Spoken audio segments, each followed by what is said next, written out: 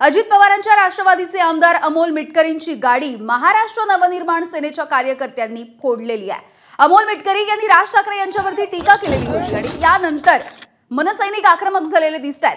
राज ठाकरे सुपारीबाज आहेत अशी टीका मिटकरींनी केली होती आणि यानंतर संतप्त झालेल्या मनसैनिकांनी अकोल्यामध्ये मिटकरींची गाडी फोडलेली आहे। दरम्यान नपुंसक लोकांनी माझ्यावरती हल्ला केल्याची टीका अमोल मिटकरी यांनी केली आहे। तर मिटकरींची गाडी फोडणाऱ्या मनसैनिकांचा आम्हाला अभिमान आहे असा पलटवार संदीप देशपांडे यांनी केलेला आहे।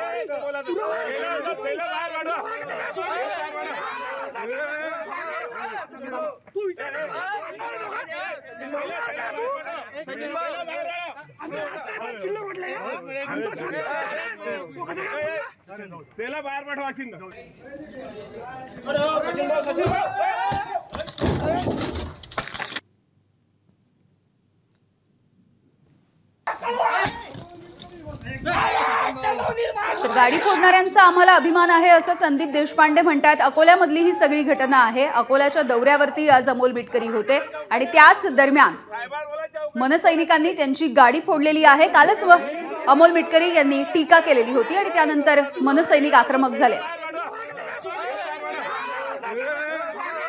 गाडीची तोडफोड केल्याच्या नंतर आमदार अमोल मिटकरी यांनी कार्यकर्त्यांसोबत ठिय्या आंदोलन सुरू केलेलं आहे। अकोल्यामधल्या सिव्हिल लाईन पोलीस ठाण्याच्या बाहेर मिटकरी आंदोलन करताना दिसतात। गाडीवरती हल्ला करणाऱ्या मनसैनिकांना अटक केल्याशिवाय जागेवरून उठणार नाही असा पवित्रा सुद्धा मिटकरींनी घेतलाय। हल्लेखोर मनसे कार्यकर्ते पोलिसांना भेटून फरार झाल्याचा आरोपही मिटकरी करताना दिसतात।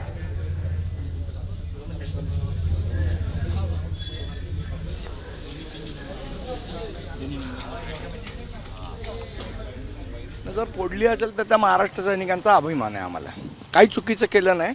तोंडाला येईल ते जर बडबडणार नसतील साहेबांबद्दल तर मग त्याचे परिणाम भोगावे लागतील। म्हणजे पुन्हा एकदा मनसे महाराष्ट्रात खळखट्याक सुरू पुन्हा एकदा नाही, आम्ही कधीच सोडलेलं नव्हतं। आम्ही जे आक्रमक होतो तसेच आक्रमक आहोत। आमच्यात काय बदल नाही झालेला आहे। अमोल मिटकरी म्हणतात विचारांची लढाई विचारांनी लढली पाहिजे, येऊन बोललं पाहिजे, संवाद साधला पाहिजे।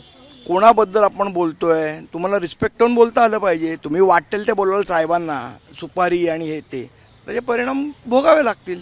कोणाला तिथल्या महाराष्ट्र सैनिकांना जास्ती राग आला असेल, समोर दिसला असेल, फोडली असेल गाडी, ठीक आहे, जे केलं ते केलं, त्याच्यावर स्वागत आम्ही त्यांचं अभिनंदन करतो। जर ते आमचे महाराष्ट्र सैनिक असेल तर निश्चितपणे आम्हाला अभिमान आहे त्यांचा। आणि त्यांनी कोण्या महिलेला पुढे करून माझ्या गाडीवर दगड मारला आणि आमच्या पोरांनी पण त्यांना तसंच प्रत्युत्तर दिलेलं आहे। मी सदर बाब ही अकोला जिल्हा पोलीस अधीक्षकाच्या कानावर टाकलेली आहे आणि तात्काळ ज्यांनी ही गुंडागर्दी केली त्यांच्यावर कायदेशीर कारवाई करण्यासंदर्भात त्यांना विनंती पण केली। आता कायदेशीर प्रोसेस सुरू आहे, त्यांच्यावर कायदेशीर कारवाई केली जाईल। तुम्हाला जीवे मारण्याचा प्रयत्न होता नाही, आता अशा मागून येऊन हल्ला करणारी लोक ही काही मर्द म्हटल्या जात नाही, हे नपुंसक लोक आहेत। जीवे मारण्याचं असलं तर समोरासमोर येऊन त्यांनी खेटलं पाहिजे। मी माझ्या कामामध्ये बसलेलो आहे इथे शेतकऱ्यांच्या कामासाठी, पण सातत्यानं अशा प्रकारे त्यांनी मी काय चुकीचं बोललो नाही। त्याच्या नेत्याबद्दल बोलल्यानंतर त्यांना एवढा पुढका येत असेल तर त्यांनी समोरासमोर वैचारिक चर्चा करावी। त्याच्यामुळे हल्ला करणं किंवा हे म्हणजे तोडधाड किंवा अशा पद्धतीची गुंडागर्दी महाराष्ट्रात मोगलाई लागलेली नाहीये। महाराष्ट्रात एक लोकशाही आहे। जे आरोपी आहेत ते आरोपी आता फरार झालेत, पण ते आरोपीतला एक जण त्या अधिकाऱ्याला भेटून गेलाय की आम्ही जातोय, गुन्हे दाखल करा, पण त्यात जमानत झाली पाहिजे। जमानत झाल्यावर ते परत येतील, परत माझ्या घरावर जीवघेणा हल्ला करतील। मी सुरक्षा व्यवस्था पुरवण्यासंदर्भात कधी मागणी केली नाही, पण माझा परिवार छोटा आहे, त्या छोट्या परिवाराला सुरक्षा असावी अशी विनंती मी एसपींना केली।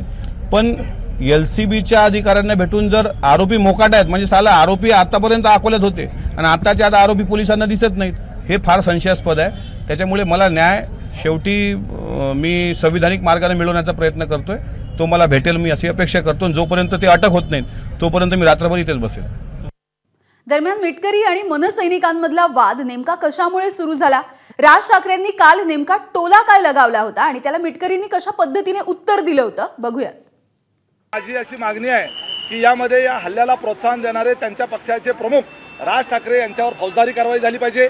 आमदारावर आज हल्ला होतो, उद्या हे मनसैनिक हे उद्या गृहमंत्र्यावर हल्ला करतील, मुख्यमंत्र्यावर हल्ला करतील। त्यामुळे असे राडा संस्कृतीचे लोक जे आहेत म्हणूनच त्यांना लोक सत्ता देत नाहीत।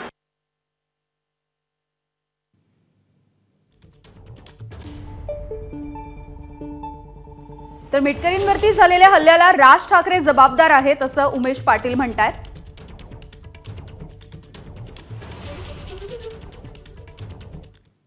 तर मिटकरी आणि मनसैनिकांमधला हा वाद नेमका कशामुळे सुरू झाला होता, नेमकं राज ठाकरे काय म्हणाले आणि मिटकरींनी कसं प्रत्युत्तर दिलं होतं आपण बघूयात. पाऊस पडणं हा काय तुमच्या माझ्या हातात नाहीये, पण उद्या अशा प्रकारचा पाऊस पडल्यानंतर ज्याला गेट्स ओपन होतात, ती गेट्स ओपन झाल्यानंतर लोकांना याचा त्रास होणार नाही. या प्रकारचं कोणतं प्लॅनिंग आपल्याला करता येईल. आज जर समजा मुख्यमंत्री उपमुख्यमंत्री 2 आहेत, एक तर पुण्याचेच आहेत, म्हणजे ते नसताना पण धरण वाळलंय, एवढं पाणी पडलं. आता मला असं वाटतं की त्यांनी ह्याच्यामध्ये लक्ष घालायला नको का. दिलेला शब्द पाळणाऱ्या अजितदादांबद्दल सुपारी बहादरांनी बोलू नये, कारण हे सुपारी बहादर टोलनाक्याचं आंदोलन असेल, भोंग्याचं आंदोलन असेल, आणखी कुठलं आंदोलन असेल, ते जीवनात कधीच सक्सेस करू शकले नाही. विश्वासार्हता या व्यक्तीची संपलेली आहे. एबीपी माझा, उघडा डोळे बघा नीट.